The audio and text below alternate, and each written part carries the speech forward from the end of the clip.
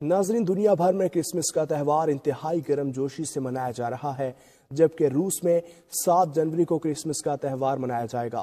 Moscow में Christmas और नए साल की तैयारियों पर अपने जोरों शोर पर है। अपने शहर में क्रिसमस और नए साल की खुशी में शहर भर को दुल्हन की तरह सजा दिया गया है।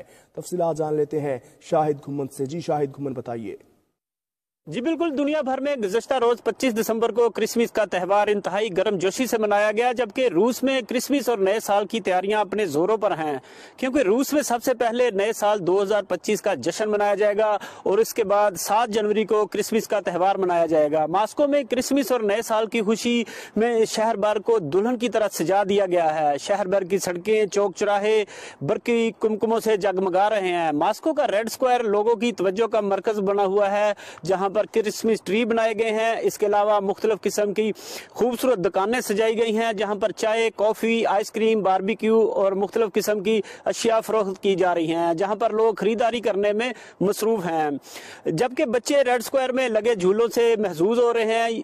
यहां पर मैं ये भी बताता चलूं कि इस साल दिसंबर में ज्यादा बर्फबारी ना होने की वजह से सर्दी भी कम है, क्योंकि हर साल दिसंबर में इन दिनों मॉस्को का दर्जा हरारत -20 से 25 दर्जा सेंटीग्रेड तक गिर जाता है, लेकिन इस साल पूरे दिसंबर में दर्जा हरारत -7 से नीचे नहीं गया, जिसकी वजह से नए साल की आमद तक सर्दी की शिद्दत ना होने के बराबर होगी।